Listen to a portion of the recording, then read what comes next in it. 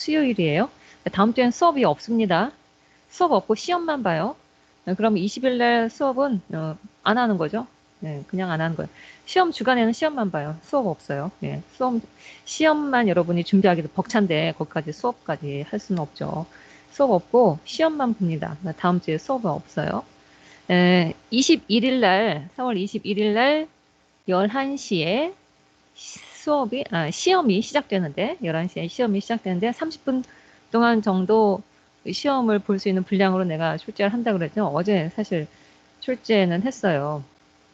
그런데, 문제를 내가 보니까 여러분이 추리 구조를 그리고 설명을 하려면 시간이 30분 갖고 조금 부족하지 않을까 하는 생각이 좀 들어서 시험 시간은, 그러니까 제출 시간이 여러분이 업로드해서 제출하는 시간은 50분을 줬어요. 그러니까 시험은 조금 더 시험 시간을 늘려준 거죠. 50분. 그러니까 11시에 시작해서 11시 50분에 마치는 걸로.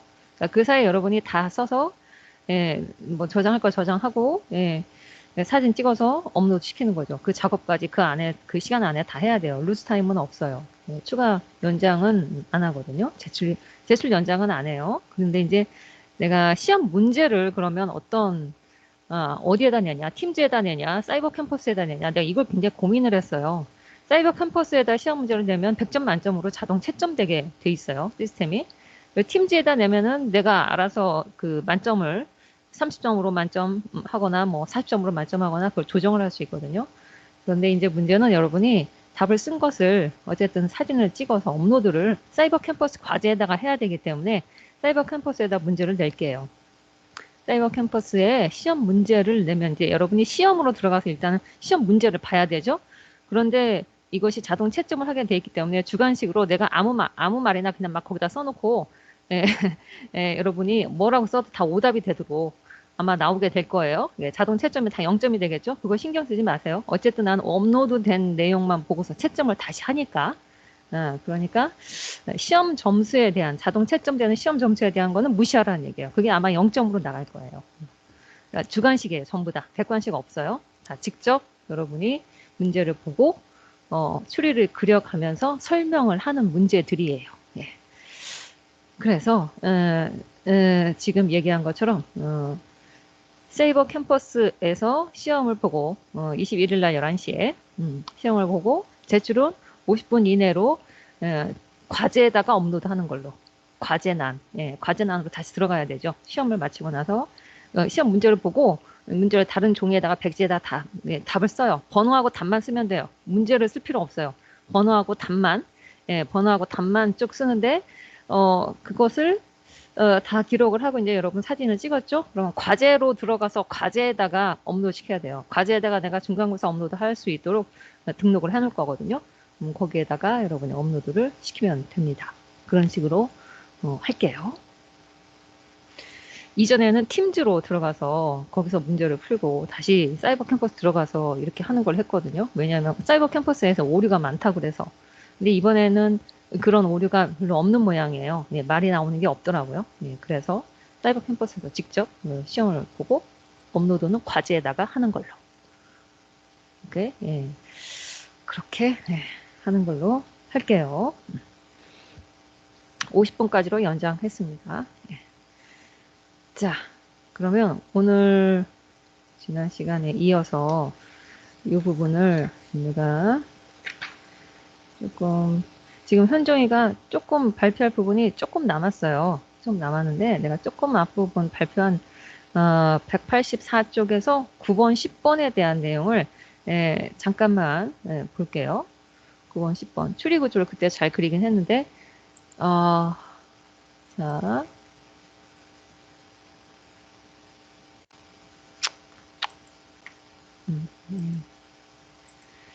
자, 여기에서 9번, 10번. 9번에서 지금 NP 무브먼트의 대표적인 예는 첫 번째는 패시브 센텐스, 수동태. 수동태 문장은 우리가 어제 이거 봤죠? 수동태 문장.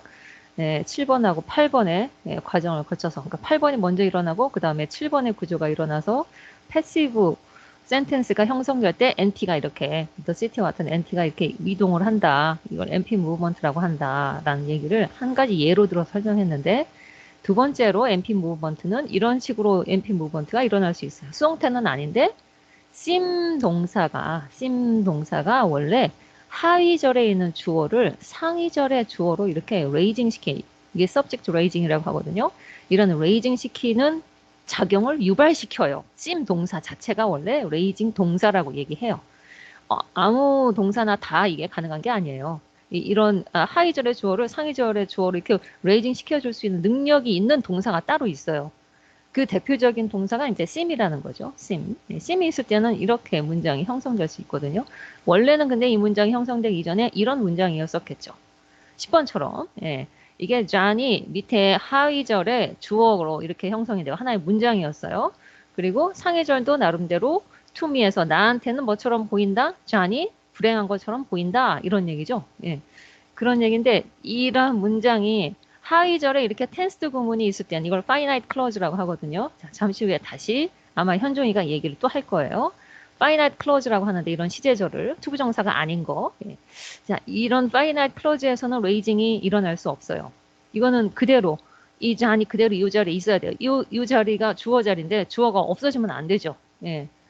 이 자리는 주어로 채워져야 되는 자리죠. 그러니까 이럴 때 잔은 옮기면 안 돼요. 이 뒤에 이게 finite clause 시제절이기 때문에 그래요. 그런데 이렇게 9번처럼 잔이 이렇게 이동해야 되는 상황은 뭐냐면 이 아래 to be unhappy라고 하는 표현이 비시제절이기 때문에 시제가 없어요. 투부정사 구문이잖아요. 투부정사 구문은 시제를 가지지 않죠. 그냥 to 다음에 동사 원형이 나오는 걸 말하는 거죠. 이렇게 투부정사 구문인 non-finite clause에서는 앞에 있는 주어의 의미를 가진 NP가 이 자리에 있으면 안 돼요. 이렇게 옮겨가야 돼요. 상위절의 주어 자리로 옮겨가야 돼요. 그래서 자는 내가 볼 때 불행한 것처럼 보인다. 해석은 똑같아요. 10번이나 9번이나 해석은 똑같아요. 근데 우리가 이제 9번에 대한 언더라인 구조를 10번의 구조라고 생각을 하기가 쉽거든요.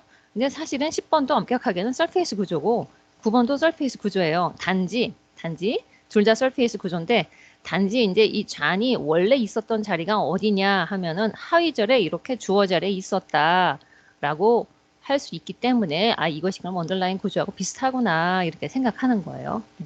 자, 이 잔이 원래는 이 자리에 있었는데 이 자리에 있으면 뒤에 non-finite clause이기 때문에 이게 synthetic 구조상 불합리하다는 거예요. 맞지 않다는 거죠. 물론 그 맞지 않다는 이유는 있어요. 맞지 않다고 하는 그 이유가 있어요. 그래서 그건 이제 현종이가 그 발표 끝나고 나서 내가 이야기 다시 할게요. 어쨌든 그래서 얘가 이제 레이징이 된 거예요. 이것은 이 하위절에 있는 주어 NP가 상위절의 주어인 NP로 이동해 올라갔다라고 얘기할 수 있죠. 그러면 NP movement가 일어난 것이죠. NP가 이동한 거니까. subject raising이라는 말 여기서 지금 하고 있죠. 그렇죠? 네, 오케이. 그 얘기까지 했어요. 레이징이 될 수 있는 것은 아무 동사에서나 일어나는 것은 아니다. sim 동사와 같이 이렇게 레이징 시킬 수 있는 동사가 따로 있어요. 자, 여기 나와 있죠. non-finite은 tensed, non-tensed 구문이라고도 한다. 시제가 없는 거, 투부정사 구문을 말하는 거예요. 요거는.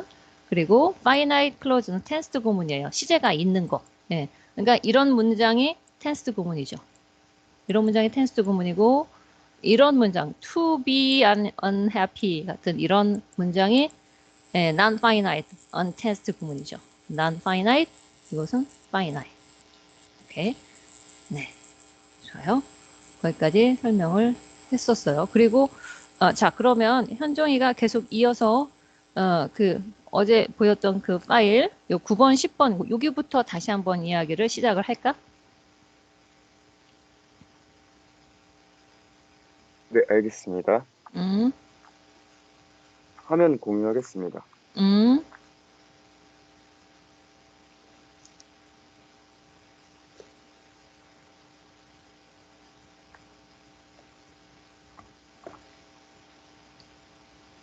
오케이.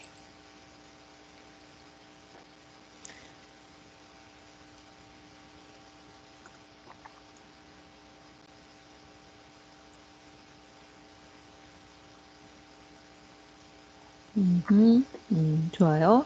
여러분 추리 구조 잘 참고해 두세요. 아, 근데 여기 현정이는 해피하다고 보고 싶었나 봐. 책은 언해피인데 해피라고 했어. 좋아요. 상관없어요. 언해피라고 하든 해피라고 하고 어쨌든 형용사만 있으면 돼요. 아, 요 밑에는 추리 밑에서는 또 언해피라고 했는데, 어? 오른쪽 추리 밑에는 또 언해피. 자, 어쨌든 언해피로 봐도 좋고 해피라고 봐도 좋아요. 예, 지금 그게 중요한 게 아니라 주어의 이동, 예, NP 모먼트만 정확하게 보면 되니까 설명해 볼까? 네, 그래서 이제 음, 종속절이 포함되어 있는 이런 문장에 있어서 이제 음, finite verb가 unfinite verb가 왔을 때는 이제 NP movement가 이제 가능하다. NP 음, movement를 통해서 원래 여기 있던 주어 음, 자리가 음, 그, 상승해서 이제 음, subject raising이 된다라고 음, 여기까지 설명을 했고요. 음, 이제 다음으로 넘어가서 음, 이제 여기서 제기대명사가 있는 문장에서의 이제 NP 무브먼트에 대해서 나오는데 음, 여기 184쪽 이제 네 번째 단락에서 마지막 부분을 보시면 제기대명사에 대해서 나오는데 음, 제기대명사는 이제 제기대명사가 속해 있는 이제 같은 절 내에서 음, 이제 같은 수나 같은 인칭, 같은 성을 음, 가진 음, 프리시딩 NP를 가져야 하는데 이제 그렇지. 여기서 보시면 네, 이 선행사가 앞에 있는 걸 보실 수 있습니다. 음, 근데 이거를 베이스 스트럭처를 그려보면 음, 존이 원래 여기 있던 문장 구조를 그려보면 음, 이런 식으로 나오는데 그, 좋지. 그렇지. 네, 맞아요. 여기서 음, 음, 이제 존이 원래 기저 구조에서는 음, 이제 같은 절 안에 음, 선행사가 포함되어 있기에 음, 이제 NP 무브먼트를 통해서 음, 이런 서페이스 스트럭처가 나온다라는 음. 오케이, 여기, 자, 기저구조, 요, 그대로 가만히, 예, 요 상태로 그냥 한번, 네, 두어봐요. 여기 지금 노란색 하이라이트 되어 있는 부분이 기저구조에서 리플렉시브 룰을 성립하면 MP 무브먼트가 일어날 수 있음. 그랬어요. 이게 이제 무슨 말이냐면, 좀 보충 설명을 하자면, 지금 추리 구조는 정확하게 잘 그렸어요. 예. John to have perjured himself는 이렇게 추리 구조를 그리는 것이 맞아요. 오케이, 굿, 좋아요. 그러면 이제 언더라인 구조, 위에 11번의 문장의 언더라인 구조가 이 추리 구조라는 거거든요. 이게 언더라인 구조. 원래 John이 있었던 위치가 이 위치예요. 그런데 우리 조금 전에 얘기했죠. 하위절이 John to have perjured himself예요. 이 하위절에서 투부정사 구문이 있는 non-finite clause면 그 자리에 주어가 있을 수 없어요. 그러니까 이 John은 to have perjured의 주어의 역할을 하는 건 맞지만 의미적으로 그렇지만 이 자리에 신택틱한 구조로 그냥 자리하고 있으면 안 돼요. 얘가 상위절로 이동을 해서 올라가야 돼요. 그래서 저 위에 상위절의 C의 주어 자리로 NP 무브먼트를 하는 거죠. 그러니까 그것의 이유는 여기 지금 아직까지 책에서는 더 자세히 설명은 안 하고 non-finite clause에서는 주어 자리에 저렇게 있을 수 없다. 그냥 이렇게만 설명하고 있거든요. 자, 그렇게만 일단은 알아두세요. 그래서 잔이 지금 상위절의 주어 자리로 NP 무브먼트 했다. 근데 만약에 하위절이 시제절이 있는 텐스 구문이면 잔은 이동하면 안 돼요. 여기는 to have perjured와 같은 투부정사 구문의 주어 자리에 잔이 있기 때문에 이 잔을 상승시켜야 된다, 레이징 시켜야 된다라는 얘기죠. 그러면 이 잔이 원래 언더라인 구조에서 하위절에 이렇게 있을 때 himself는 그 himself가 속해 있는 동일절 내에 John to have perjured himself라는 것이 그 himself가 속한 동일절 내죠. 그 동일절 내에서 himself의 선행사가 John이 될 수 있죠.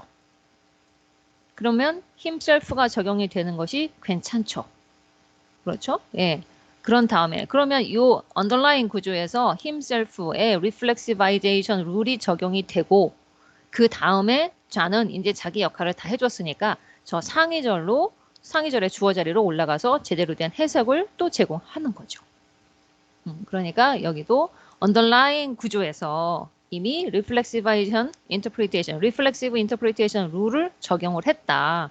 그래서 surface 구조상으로는 잔이 저기 문장 맨 앞에 있으니까 himself와 매치가 되지 않는 것처럼 보이지만 실제로 underlying 구조에서 이미 himself라고 하는 reflexive interpretation 룰을 적용을 해줬기 때문에 만족한다. 괜찮다.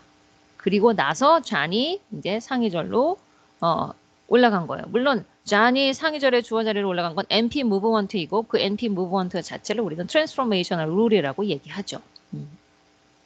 오케이. 자, NP movement가 이렇게 비어있는 NP 자리로 그냥 쑥 대체하여 substitute 돼서 들어간다라는 것이 대단히 중요한 내용이죠. 예, WH movement하고는 좀 다르죠. 양상이.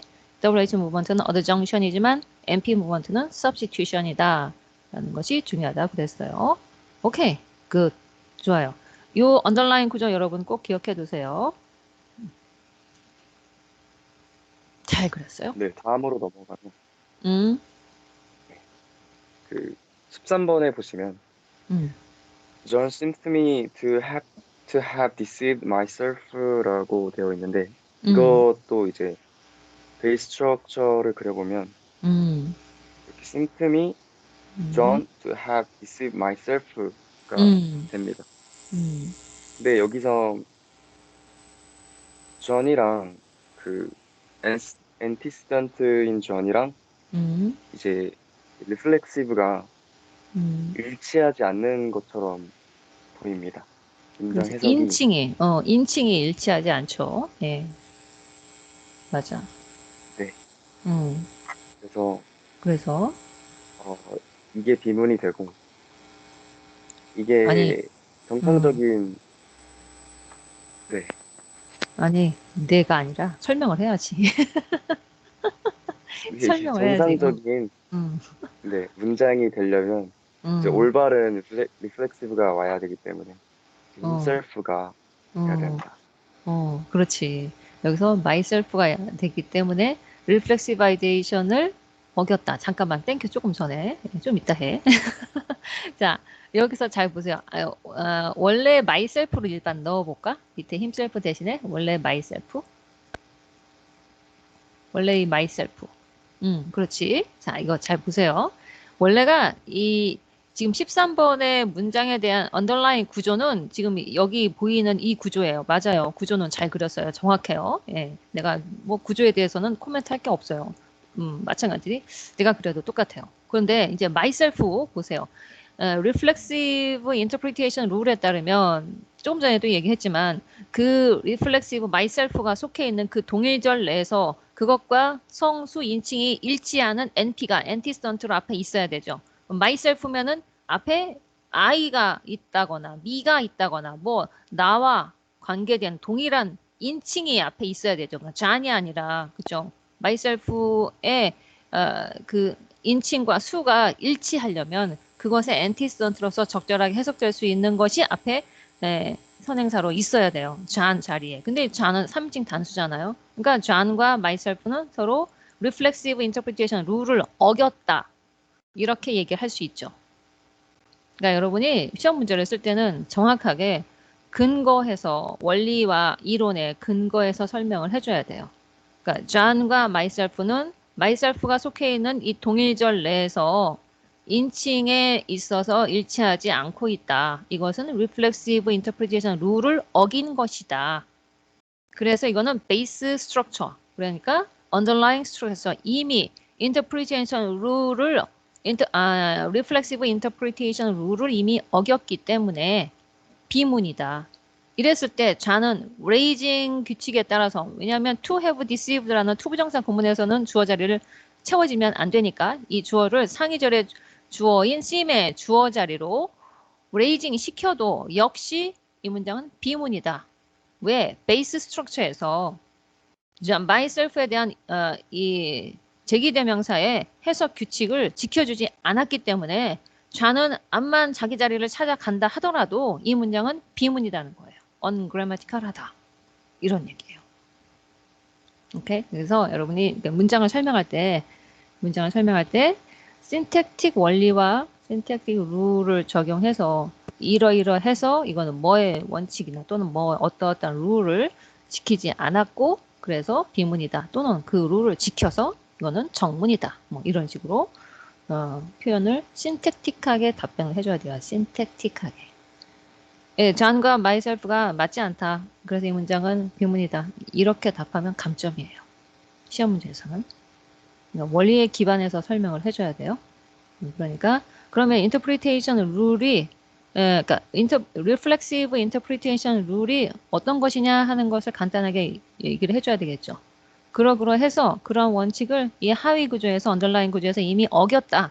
그러니까 얘가 서페이스 구조에서 잔이 제자리로 레이징 되어서 상위절의 주어 자리로 갔어도 NP 무브먼트의 이동은 괜찮지만 이미 언더라인 구조에서 이 리플렉시브에 관련한 규칙을 어겼기 때문에 비문이 되었다. 그러면 언더라인 구조에서 이미 채워져야 되는 만족시켜줘야 되는 규칙들이 있잖아요. 그 규칙을 위배하면 얘가 암만 서페이스 구조에서 좋은 제자리로 잘 찾아서 올라갔어도 그러니까 무브먼트를 했어도 비문이에요. 그럼 비문이에요. 그렇죠? 예. MP 무브먼트는 문제가 없어요. MP 무브먼트는 잘 됐어요. 괜찮아요. 지금 여기 잔 하위절의 잔 위치에서 상위절의 잔 위치로 이제 올라가거든요. 그거는 아무 문제가 없어요. 정상적인 MP 무브먼트가 잘 된 거예요. 그런데 이제 myself와의 해석상에 문제가 생긴 거죠. 그러니까 제기대명사에 대한 해석의 규칙은 말 그대로 의미론적인 차원에서 비문이라는 거예요. 의미가 그렇게 해석이 되는데 그럼 구조가 이렇게 되면 안 된다 이거죠. 그래서 reflexive interpretation 룰을 underlying 구조에서 위배했기 때문에 myself가 그래서 비문이다. 오케이.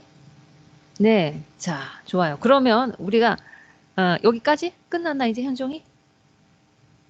네, 네, 끝났습니다. 좋아요. 좋아요. 자 그러면 내가 수고했어요. 수고했습니다. 구조를 그래도 현종이가 그 준비한 자료도 파일로 올려줘요. 팀즈에다가. 네.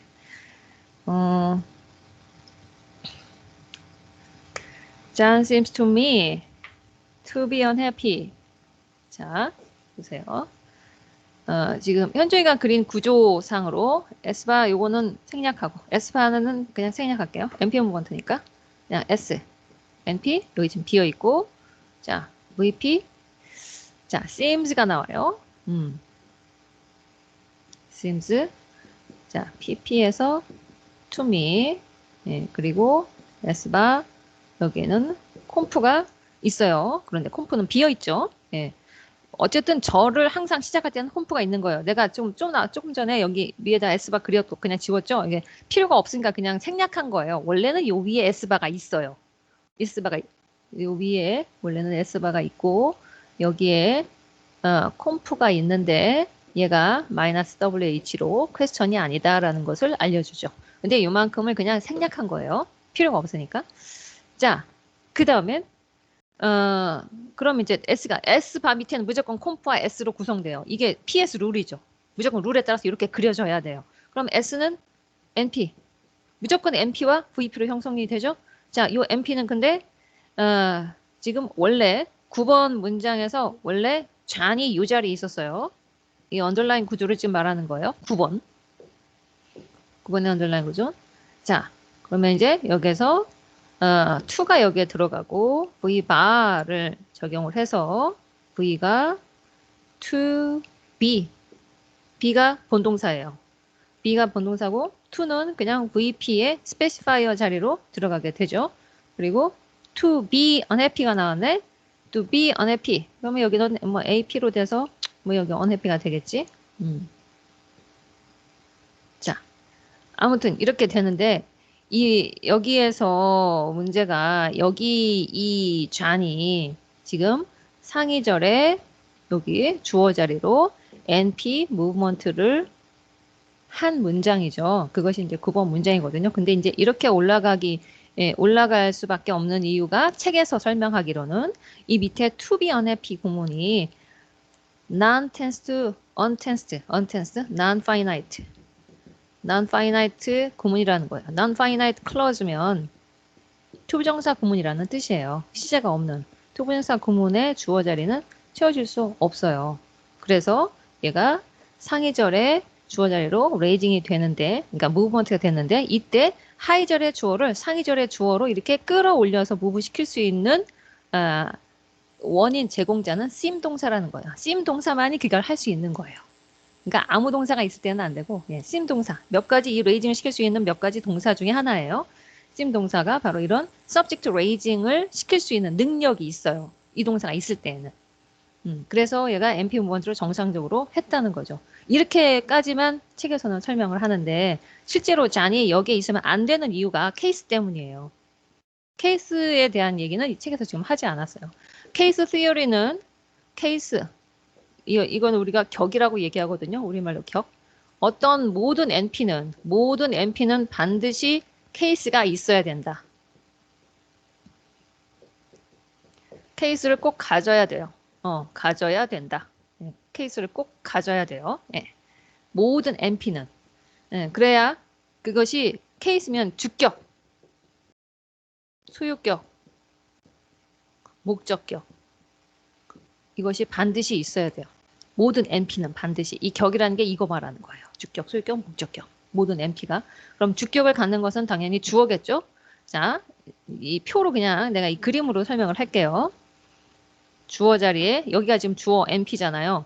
이 주어는 이 동사 안에 이게 지금 VP잖아요. 이 동사구 속에 시제절이니까 여기 시제절일 때 이게 시제절일 때예요.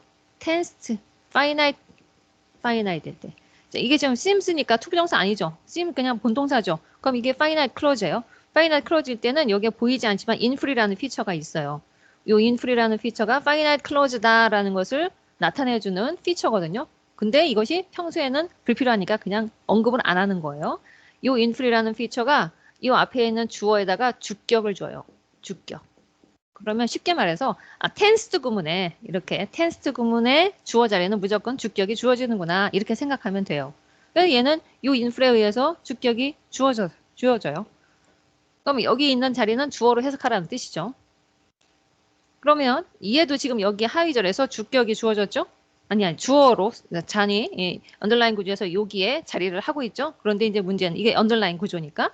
그런데 언더라인 구조에서 모든 NP는 반드시 케이스를 가져야 된다 그랬어요. 이 자리는 주어가 들어갈 수 있는 자리예요. 그럼 얘는 주격을 받아야 돼요. 그런데 주격을 받을 수가 없어요. 이것이 텐스 구문이 아니라서. non-finite clause는 텐스를 가지지 않는 거잖아요. 텐스를 가지지 않으면 얘가 주격을 줄 수 있는 인풀이 없어요. 이 안에 인풀이 얘는 있는데 얘는 없어요. 이게 투부정사 구문이기 때문에. 그러면 얘한테 주격을 줄 수 있는 요소가 없다는 거죠. 그러면 이 자는 이 자리에서 주어로 해석을 못해요. 주어로 해석을 못해요. 그럼 얘가 자는 엄격하게 지금 NP인데 그럼 해석이 안 되면 말이 안 되는 거잖아요. 격이 있어야 그 격에 맞춰서 해석이 되거든요. 그러니까 얘가 격을 충족시키기 위해서 이렇게 상위 주어 자리로 이렇게 올라간 거예요. 이 자리에 있으면 얘가 sim 동사가 tense 구문이기 때문에 얘한테 주격을 줄 수 있어요. 그러니까 얘는 주어로 해석이 되는 거죠. 그럼 이 자리는 이제 필요 없게 된 거예요. 왜? 격을 못 받으니까 그냥 비어 있으면 돼요. 그냥 이 자리에 트레이스 하나 남겠죠. 얘가 이렇게 이동한 거니까. 그렇죠? 이게 근데 어쨌든 이 자리에 있었던 것이 이제 이동하고 올라가서 결국 격을 받은 거죠. 그러면 언더라인 구조에서 모든 격이 충족이 돼야 되는데 충족이 되지 않을 경우에 여기에 잔이 있을 때는 얘가 주격을 못 받았잖아요. 그러니까 얘가 격을 가지기 위해서 surface 구조에서 NP 무브먼트를 이렇게 해서 올라간 거예요. 그러니까 NP 무브를 한 이유가 격을 받기 위해서인 거죠. 근데 이 얘기는 책에서 하지 않았어요. 왜냐하면 아직 케이스 얘기가 안 나왔기 때문에. 저 맨 뒤에 가면 케이스 시어리라고 하는 별도의 챕터가 따로 있어요. 책 뒤쪽에. 거기에서 아마 더 자세히 또 설명을 하게 될 거예요. 이럴 때 케이스 체킹을 위해서 올라간다. 근데 이것이 무조건 올라간 것은 아니고 sim 동사가 있기 때문에 이게 가능한 거예요. 무조건 다 되는 것은 아니라는 것이. 그러니까 마침 sim 동사가 있기도 하면서 얘가 하위절에 투부정사 구문에서 케이스가 체킹이 안 되고 그래서 케이스 체킹을 하기 위해서 상위절에 subject raising 됐다. 다시 말해서 NP movement가 일어났다라고 할 수 있어요. 이런 원인이에요. 얘가 그러니까 until non-finite clause에서는 주어 자리가 채워질 수 없다라는 이유가 바로 케이스 때문인 거죠. 케이스가 없기 때문이에요. 케이스가 있어야만 격이 주어져서 제대로 해석을 할 수 있어요. 그런데 이제 그러면 목적격은 뭐냐? 주격은 그렇고 그럼 목적격은 뭐냐? 목적격은 타동사. 타동사의 목적어 자리. 예를 들어서 타동사는 되게 많죠. no, 뭐 기타, 뭐 send, 그죠? 예, give, 뭐 이런 게 다 타동사죠. 예, 뭐뭐를 알다, 뭐뭇을 보내다, 무엇을 주다. 이 뒤에 NP가 나오겠죠? 요 NP들한테 목적격을 주는 거예요. 이렇게 목적격. 자동사는 목적격을 주지 못하죠. 타동사 뒤에 있는 NP에다가 이렇게 목적격을 줄 수 있어요. 그리고 소유격은 예를 들어서 John's라고 하는 이런 소유격이 나오잖아요. 그러면 이 소유격 요것이 이 앞에 있는 John NP에게 소유격을 준다. 이렇게 얘기할 수 있어요. 소유격은 이런 식으로 작용을 해요. 그러니까 my 같은 경우 있죠. 인칭대명사의 my 같은 이런 소유격 있죠. 이 자체가 그냥 소유격인 거예요. 이거는. 이 자체가 형용사, 그러니까 한정어 같은 특징을 가진 소유격이에요. 이 자체가 그냥 소유격이에요. 근데 여기서 말하는 건 NP에 주어지는 소유격을 있죠. 요것이 NP잖아요. 요 NP에 주어진 소유격은 요 apostrophe S, 요것이 얘한테 소유격을 준다. 우리가 앞에서 경 얘기는 조금 간단히 했었죠. 한 바 있어요. 네, 아마 기억이 날 거예요. 목적격도 앞에서 얘기했고 주격도 얘기를 했는데 그 주격은 tense 구문에 이렇게 투부정사 구문은 아니고 tense 구문의 inful feature가 앞에 NP에 주격을 준다. 그럼 tense 구문에서의 주어 자리는 무조건 주격이 주어질 수 있는 자리인 거죠. 왜? tense 구문에서만 inful이 있기 때문에. 이렇게 투부정사 구문에서는 inful이 이 안에 inful이라는 피처가 없어요. 요거 I라고 한 거는 inful이라고 하는데 inful 대문자를 이렇게 약자로 쓰는데 inflection이라고 하는 말의 약자예요. inflection. 이거는 시제를 뜻한다.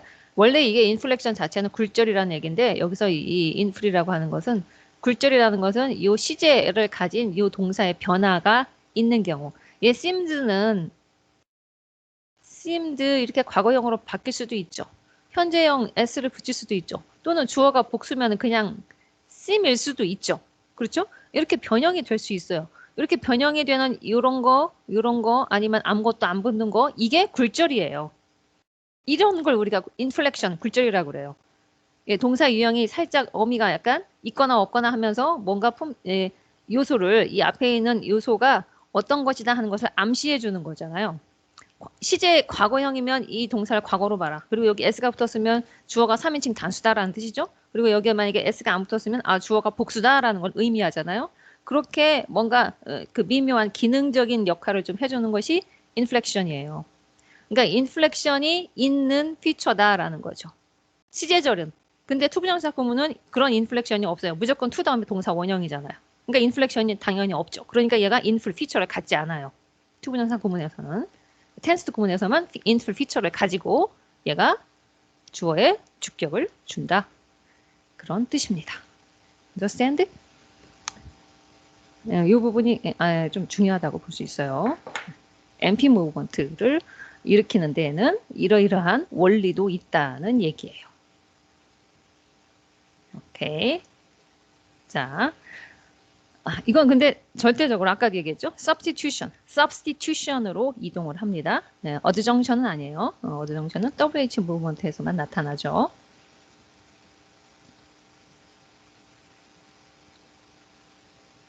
오케이. 자, 그러면 그 다음 이어서 또 해볼까? 네, 알겠습니다. 한일이. 알겠습니다. 시간이 많지 않네. 조금 하다가 끝나야 되겠네. 벌써 40분이 다 됐는데. 저는 이제 186쪽부터 190쪽까지 발표를 맡은 1차번 김찬이라고 하고요. 발표 시작을 하겠습니다. 저는 우선 이제 프레디케이트 노미널에 관한 내용을 먼저 다루기로 했는데 프레디케이트 노미널의 특징으로 알아보냐면은 이제 같은 절 앞에 있는 S 주어와 서술부의 M과의 수일치를 시켜야 한다. 음, 해가지고 음, 이제 예문 14번을 보시면은 음, 음, 그 존이라는 이제 명사와 또 offer이라는 명사 이 두 개 하이라이트가 되어 있는데 이게 이제 구조를 보시면은 이런 식으로 구조가 나와요. 음, 그래서 이제 같은 음, 비전 안에서 이제 음, MP와 offer의 음, 그 수일치를 맞추기 위해서 이제 offer이 되고 false는 안 된다 라는 특징을 말을 해주고 있습니다. 그렇지. 오케이. 이런 식으로 같은 절 내에 있는 MP와 수일치를 이뤄야 된다. 라고 음, 해서 존의 수일치를 들여서 풀이 되는 것이고 다음 음, 예문 15번을 보시면은 음, they seem to me traceable 나와 있고 to be false가 되고 full은 안 된다. 라고 음, 나와 있는데 이거 같은 경우에는 이제 MP 무브먼트가 일어나기 전인 음, 언더라인 구조를 한번 봐야 된다. 그래서 음, 이거 언더라인 구조 같은 경우에는 음, seem to me they to be false 라고 나와 있어서 음, they가 to be false의 주어 음, 부분으로 보게 됩니다. 그래서 그렇지. 이 부분에 오케이. 대한 구조를 한번 보시면은 이런 식으로 음, 나오게 어, 됩니다. 오케이. 그리고 좋아요. 이 구조에서 음, 이 언더라인 구조에서 이제 레이징, MP 무브먼트 일어나기 전에 구조가 음, 이렇게 돼서 같은 절 안에 있기 때문에 음, 심동사에 의해서 데이가 레이징된 구조이다라고 볼 수 있고 음, 그렇기 때문에 데이와 투비 풀즈가 같은 음, 절에 위치해 있고 그렇기 음, 때문에 데이와 풀즈의 수일치를 이루어 준다라고 나와 음, 있습니다. 그러면 오케이. 음, 간단하게 데이가 레이징된 이유를 알아보자면은 음, 모든 MP 같은 경우에는 이제 케이스를 부여받아야 한다. 음, 하지만 데이 같은 경우에는 언더라인 구조에서 언텐스드 절에 속해 있어서 케이스를 부여받지 못해서 그 음, 상위절인 심초 부분에 레이징 되어서 케이스를 부여받기 위해서 음, 레이징다라고 볼 수 오케이. 있습니다. 그렇지. 오케이. 찬일이는 이전에 이거 공부를 했었나? 전에 이거 신텍스 처음 듣지? 네, 처음 됐습니다. 어, 근데 이걸 어떻게 알았어? 케이스를 부여받아야 된다는 사실을. 내가 설명하기 이전에 아마 이걸 작성했을 텐데. 이게 음, 뭐였지? 제가 하다가 이해 안 되는 부분이 있어가지고 그 음. 다른 선배한테 한번 여쭤봤는데 아, 그때 이거를 어, 설명해 주셔가지고 선배가 얘기를 잘해줬네. 역시 좋은 선배를 둬야 돼. 어, 아주 좋아요. 역시, 야, 나한테 문제가 있으면 여러분이 선배를 통해서 공부를 열심히 했던 선배를 통해서 이렇게 정보를 얻는 방법도 있어요. 아주 좋은 설명이에요. 아주 설명 아주 잘했어요. 케이스를 이거 상관없어요. 누구한테 물어보든 어떻게 하든 여러분이 자기가 발표할 수 있는 부분을 최대한 공부를 잘 해오면 됩니다. 예, 잘했어요. 좋은 그 부연 설명인데 아주 지적을 잘했어요. 내가 지금 조금 전에 칠판에서 설명을 했듯이 같은 내용이죠. 케이스를 부여받아야 되기 때문에, 그러니까 이 데이가 하위절에 이렇게 주어자료, 지금 그림처럼 이 하위절에 주어자료에 있으면 투부정사 구문의 to be fools에 의해서는 얘가 주격을 받지를 못해요. 그러니까 모든 NP는 반드시 격을 가져야 된다는 케이스 티어리의 규칙이 있어요. 그 규칙에 따라서 얘가 케이스를 받기 위해서 지금 이 그림처럼 상위절의 주어 자리로 올라가서 주격을 받게 되는 거죠. 그래서 NP 무번트가 일어나고 심 동사에 의해서 더더구나 NP 무번트가 일어날 수밖에 없지만 다행히도 심 동사가 또 레이징 동사예요. 그러니까 얘가 또 레이징이 될 수 있는 거예요. 그렇지 않다면 이것이 또 문제될 수도 있거든요. 근데 이게 모든 것이 그런 레이징 동사 씀도 있거니와 더더구나 케이스 체킹도 할 수 있는 구조라서 이렇게 레이징이 일어난 거죠. NP 모먼트가 일어난 거죠. 오케이, 좋아요. 그러면 언더라인 구조에서 이미 수의 일치가 이루어졌다. 그리고 나서 그러니까 데이가 언더라인 구조에 있을 때 false라고 하는 것과 이미 수의 일치를 이루어졌고 그리고 나서 케이스 체킹을 하기 위해서 상위절의 주어 자리로 NP 무브먼트를 했다. 그러면 이거예요. 언더라인 구조에서는 수의 일치를 해준 거고 서페이스 구조에서 케이스 체킹이 된 거죠. 그렇죠? 언더라인 구조에서는 데이와 풀즈의 수의 일치를 해준 것이고 서페이스 구조에서 서페이스 구조에서는 케이스 체킹을 해준 거예요. 케이스를 부여해 준 거예요. NP가. 오케이. 이렇게 규칙이 적용되는 그 구조가 언더라인 구조에 적용되는 것이 있고 또는 서페이스 구조에서 적용되는 것이 있고 이래요. 그 문장에 따라서. 그러면 케이스는 무조건 서페이스 구조에서만 일어나냐? 그건 아니에요. 그건 아니에요. 언더라인 구조에서도 케이스가 적용되는 문장이 또 있어요. 예. 그러니까 이 상황은 그렇다는 얘기죠. 이 문장의 상황은. 오케이, 굿. 좋아요.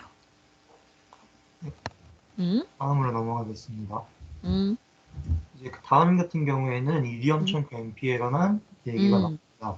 그래서 여기서 이디엄 청크라는 거는 이제 하나의 덩어리로서 관용구적으로 쓰이는 문장 말을 하고 저희 부분 같은 경우에는 이제 주로 속담같이 쓰이는 것들이 나오고요. 그래서 이 이디엄 청크에서 NP 무브먼트의 특징이라고 나와 있는 것은 이제 책에 보면은 한 단위의 수거 중에 어떤 한 요소가 이동을 했을 때 의미나 통사론적으로 맞는 문장일 경우 이동하기 전에 제 언더라인 구조에서도 이디엄 청크의 의미를 만족시킨다 나와 있습니다. 그래서 이런 거에 대한 수거들은 대부분 뭐가 있냐 해서 예문 16에서 이제 그래서 예문 16의 내용들을 보면은 The cat is out of the bag. The dog will fly. The shit hit the fan. 해가지고 총 세 가지 예문이 나오는데 이 예문들의 뜻을 알아보면은 A 같은 경우에는 이제 비밀이 누설되다. B 같은 경우에는 소동이 날 것이다. C번 같은 경우에는 이제 아메리칸 이디엄이라고 해서 찾아본 걸로는 이제 비속어적인 표현으로 쓰인다고 해서 조금 풀어서 해석을 해본다면 이제 통제 불가능한 상황이 되다. 또 사용된다고 합니다. 그렇지. 그래서 이 세 가지 예문들을 예문 17번의 모양으로 나와서 그 구조를 살펴보면은 이런 식으로 나오게 됩니다. 오, 오케이. 세 문장에 대한 구조도 아주 상세하게 잘 그렸어요. 이거는 책에서 언급하지 않은 부분인데, 구조를 잘 그렸어요. 오케이. 자, 그 첫 번째, 두 번째, 세 번째 예문을 각각 간단히 설명해 볼까? 첫 번째 이제 예문 같은 경우에는 보시면은 그 A가 이제 처음에 기저구조로 나왔을 때는 seem the cat to be out of the bag 해가지고 이 부분 to be 부분에 이제 그 절이 그 이디엄 청크가 의미적이나 통사적으로 맞는 구조가 되고 그리고 이제 the cat 같은 경우에는 또 케이스 부여를 받아야 하기 때문에 상이절인 sims의 NP 부분으로 레이징이 됐고 이번 같은 경우에도 똑같이 일단은 기저구조상에서 의미적이거나 통사적으로나 둘이 맞는 구조를 이루기 때문에 for 같은 경우가 이제 또 격을 부여받기 위해 레이징 되어서 상이절인 sim 절로 이동을 하게 됐습니다. 그러니까 결론적으로 이 부분은 뭐냐면 이 베이스 그러니까 베이스 스트럭처에서 언더라인 구조에서 지금 그림에서 볼 수 있듯이 언더라인의 그 위치에서 이디엄 청크를 만족시켜줬다는 얘기죠. 언더라인 구조에서 그 하위절의 주어 자리로 각각 그 네모칸 쳐놓은 그 NP가 이렇게 있을 때는 언더라인 구조에서 이디엄 청크를 각각 만족시켜주고 나서 그 다음에 이디엄 청크는 만족시켰지만 문제는 케이스 체킹이 안 되고 있어요. 모든 NP는 케이스가 있어야 되는데 그렇죠? 네, 그래서 상위절의 텐스트 구문의 주어 자리로 NP 무브먼트를 했다. 그래서 그 NP는 모두 케이스 체킹을 서페이스 구조에서 할 수 있게 되었다. 그래서 맞는 문장이다. 그러니까 이디엄 청크는 언더라인 구조에서 만족시켜주고 케이스 체크는 서페이스 구조에서 만족시켜준 거죠.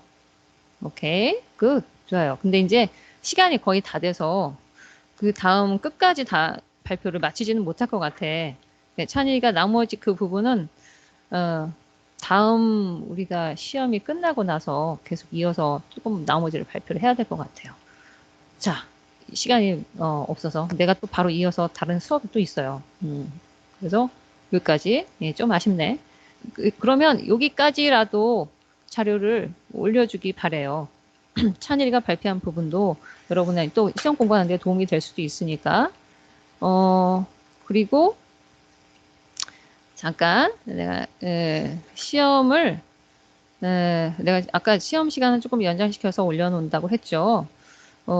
그런데 여기 지금 여러분이 시험 문제를 쓸 때는 아까도 내가 잠깐 얘기했지만 반드시 신택틱 구조나 원리, 이론에 근거해서 이러이러한 원리에 어긋나서 이 문장은 비문이다 또는 뭐뭐가 문제점이 있어 어떠한 문제점이 어떠한 원리에 근거해서 문제가 되었다 아니면 뭐뭐를 지켜서 이 문장은 괜찮다 이런 식의 원리에 근거해서 설명을 해주는 것이 좋아요. 그냥 일반적으로 이 문장은 이러이러해서 맞지 않다. 맞지 않다는 표현은 제대로 피하도록. 예. 그러니까 조금 일반적인 용어보다는 그야말로 신택틱한 구조에 맞춰서 답변을 하는 것이 좋습니다. 여러분이 답안을 쓸 때. 그리고 또 하나 답안을 쓸 때는 A4 용지에다가 하얀 백지에다 써주는 게 좋아요. 그림을 그려야 되기 때문에 줄이 쳐져 있는 데에다는 쓰지 마세요. A4 용지, 하얀 백지 A4 용지에다가 그 몇 장을 조금 준비해서 써서 어떻게 조금 써야 되냐면 일단 여러분이 대충 아웃라인을 좀 잡고 좀 상세하게 깔끔한 글씨로 써서 이렇게 사진을 찍어서 올려주기를 바래요. 문제가 그렇게 많지는 않지만 글씨를 너무 크면 여러분이 A4에다 쓸 때 장수가 여러 장이 나올 거 아니에요. 그죠? 글씨가 너무 크지 않게 적당한 글씨를 크기로 그리고 연필로 쓸 거면은 여러분이 연필이 심이 좀 진한 걸로 쓰세요. 흐릿하면은 내가 잘 안 보여요. 연필 심이 좀 진한 걸로 볼펜으로 쓸 사람은 상관없는데 연필로 쓸 사람은 연필 심이 좀 진한 심으로 써주기 바라고 글씨를 지나치게 크게 써서 여러 장을 만들지 않도록 해주기 바래요. 만약에 여러 장이 나올 거면 그걸 파일로 집어넣어서 한 개 파일로 올리도록 하세요. 파일을 여러 개를 넣지 말라는 얘기죠. 첨부 파일을 한 개로만 한 개 파일로만 이렇게 올려서 놓도록. 물론 시간이 많다면 여러분이 사진을 찍어서 한글 파일이나 어딘가에다가 다 담아놓고 그걸 한 개 파일로 쭉 올리면 상관은 없어요. 한 번 열어보면 다 보이니까. 근데 막 장수마다 막 다 한 장에다가 한 파일을 막 이렇게 다 집어넣는 이런 학생도 있었거든요. 와, 이거는 대학생이 그러면 안 되지. 야, 열어볼 수 있게 좀 한 번에 다 열어볼 수 있도록 여하튼 그렇게 해주기 바래요. 그러니까 적어도 2개 파일 이상 올리는 거는 조금 힘들어요. 열어보기가 불편하니까. 그러니까 여러분이 그거를 조금 감안해서 잘 써주기 바래요. 사진을 잘 찍고 적어도 2페이지를 초과하지 않도록 2페이지 정도 내에서 이렇게 사진을 찍어서 올릴 수 있도록. 파일은 한 개로 넣으면 물론 더 좋아요. 근데 파일 수를 2개를 초과해서 파일을 막 여러 개를 올리지 않도록 그렇게 해주기 바래요. 오케이. 질문 있어요 혹시 여러분? 교수님, 혹시 문제 몇 문제인지 알 수 있을까요? 문제는 그렇게 많지는 않아요. 많지는 않은데 여러분 설명해야 될 문제가 좀 있어요. 네, 감사합니다. 평소에 여러분이 예년 오프라인 때 시험을 봤던 내용의 절반 분량이에요. 분량은. 교수님 다 서술형인가요? 다 서술형이에요. 객관식 없어요. 네, 다 서술형이에요. 네. 오케이. 그리고 내가 이런 문제가 있어요. 여러분이 이제 마음이 급하니까 막 글씨를 막 흘려 쓰고 막 작게 쓰 너무 지나치게 작게 쓰면 또 안 보여요. 내가 아무리 확대를 시켜도 이게 글씨가 무슨 글씨인지 못 알아보는 경우도 있거든요. 그러면 그냥 그거는 제대로 못 쓴 걸로 알고 그냥 넘어가요. 그러니까 제대로 좀 글씨를 알아볼 수 있도록 써주기를 바래요. 네, 알아볼 수 있도록만 쓰면 돼요. 글씨를 잘 썼다고 해서 성적을 더 주고 하는 건 아닙니다. 내용이 중요한 거지. 예. 글씨를 아무리 잘 써도 내용이 어긋났으면 감점이에요. 그러니까 알아볼 수 있을 정도로 글씨는 써주면 돼요. 또 질문 있나요? 교수님, 응? 그러면 오늘 나간 데까지가 범위인가요? 오늘 나간 데까지 맞아. 중요한 질문이네. 오늘 나간 곳까지가 시험 범위예요. 제가 교수님, 아까 그럼 얘기했죠. 이디엄 청크 여기까지가 범위인가요?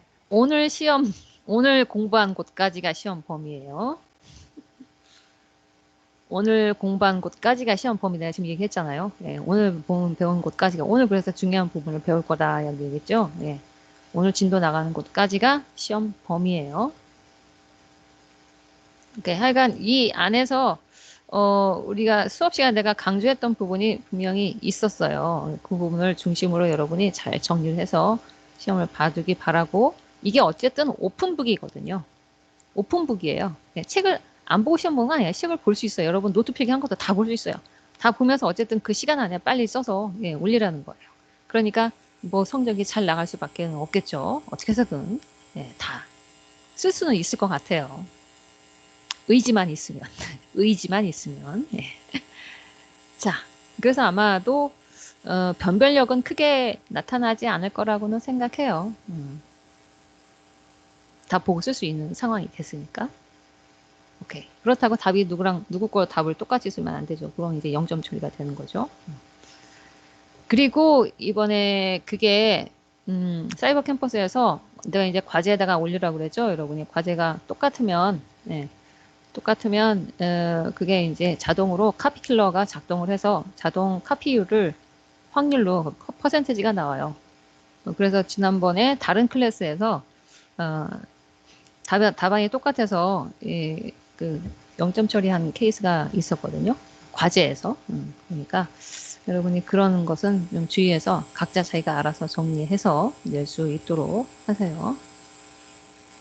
오케이. 여기까지. 또 질문 있으면 하세요. 질문 없으면 여기까지. 나는 이제 또 다른 수업을 또 해야 돼서 이만.